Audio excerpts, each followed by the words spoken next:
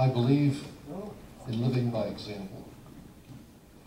One of the things I would suggest you consider once you're elected is look at the Congress itself. Look at how we have grown the size of the committees. Look at the size we've grown the staff. Look at the size each individual office has increased staff year after year after year. Look at the way we automatically have increased congressional salaries so we don't have to review them and take them public anymore. And I'd like to know how you would stand on taking care of the corruption in the Congress itself.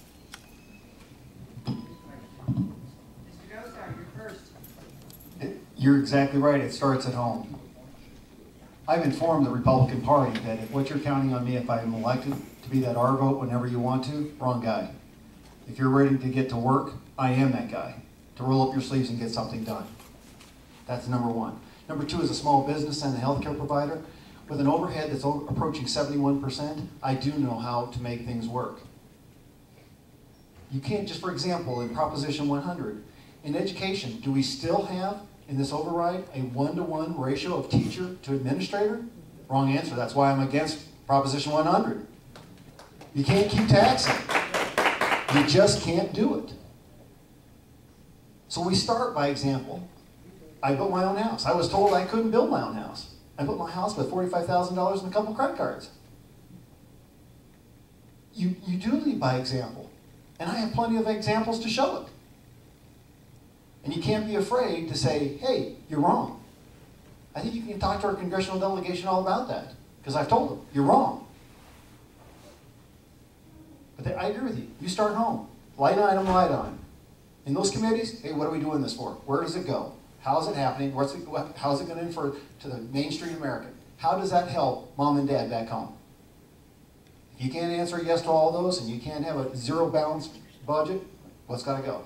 Something's got to go. I am a roadblock. I'm kind of thick-headed. I'm French, Basque, and Slavic. So I'm an impasse. Thank you. Rusty Bowers, you came up next. There's a saying in Spanish that says, El buen juez de su casa empieza. The good judge starts with his own home. I'd like to introduce the best helper I ever had, and that'd be my wife, Donetta. We took a decision early on that we would not go into debt, so we built our own homes. We do not carry any debt. We pay everything as we go. And that has been a great blessing and has helped us to raise a large family. And those values that you mentioned, have to be paramount in what I say and in what I do. And as you evaluate my performance in the past and our performance as a family, you know whether I believe what I say. I carry adult responsibilities. I have not shucked them. I do have a family. We do keep a job.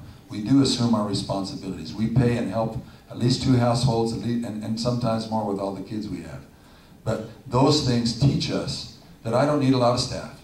I do need a staff, because you need the constituent services. But the profligacy and the purchasing of power, those things have always made me cringe, and I think I've always behaved in that way.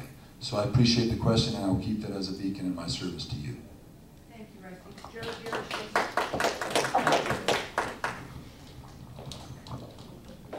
It's been going on for 200 years. The only way to do it is term limits. Go to my website, only guy here that's for term limits. It's the only way to keep them honest. And it actually works well. I've heard all the arguments against term limits. Seems to work well in Arizona. Arizona's on the forefront of the cutting edge. Just turn on the TV. So we have to, it's term limits. That's the only way to keep them honest. Thank you. Brandon Beauchamp. When I'm there, I'm going to go to every congressman there is. I'm going to find out what they pay their staff, and then I'm already going to tell all my people, you're taking 10% less than the lowest paid guy at your position. That's how you start it. Then you vote against any pay raises that Congress wants to give themselves. Then you actually go and you request that it go to a vote and you object to the automatic cost of living raises that they get themselves.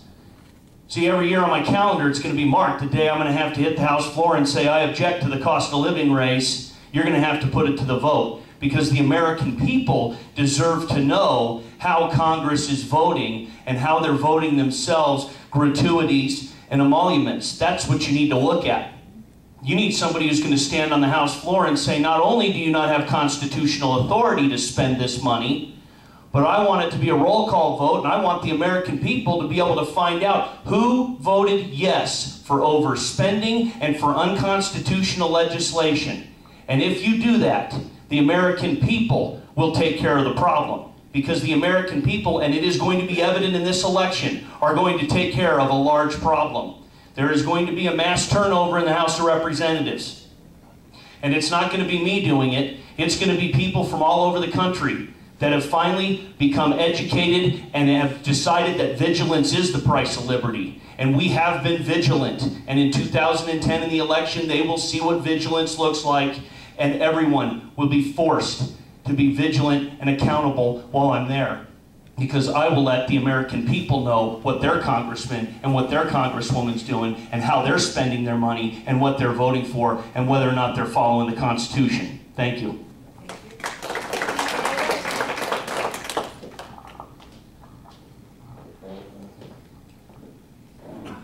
One of the fundamental issues as to why we've got this moral and ethical breakdown in Congress is because we have people that can't do anything else.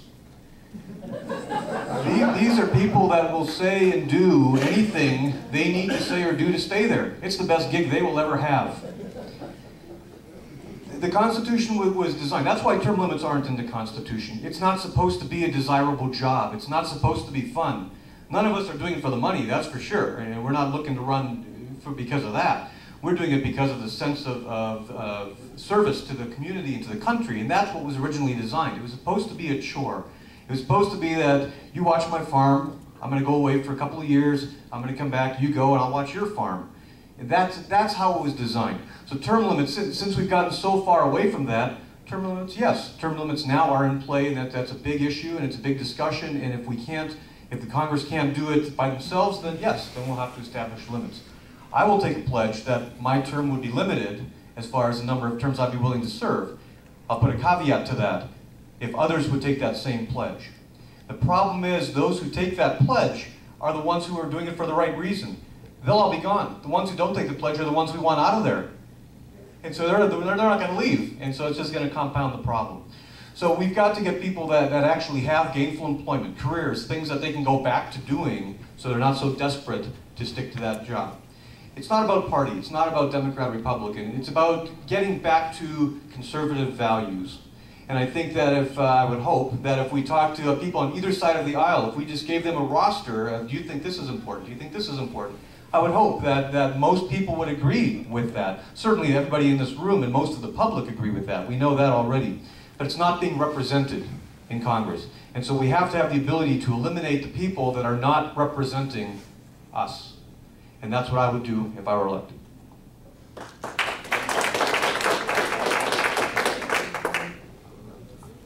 You know, and that's a good question. Again, we see television, we see one commercial saying that a certain car company's paid off its bill, owes nothing back to the federal government. We watch Fox News, they say, no, that's not true. They owe billions of dollars. The typical American citizen's confused. They don't know who to trust. There's so much waste, corruption, people going in with ulterior motives. We need somebody that doesn't have a motive, that goes in there, that's going to represent the people and be there for the people. We need somebody that fears God and that goes in there with a conscience and knows they're not going to just give in to whatever they're offered as a corruption. Again, one of my stances is, the Lord is my shepherd. He watches me like a hawk. And if you vote for me, I'll be your eyes, ears, and mouth in Congress. We need somebody who will go in, doesn't want to make it a job, that goes in with some goals, that knows what it's like to be paycheck to paycheck and represents people. And with that, we did run a little over.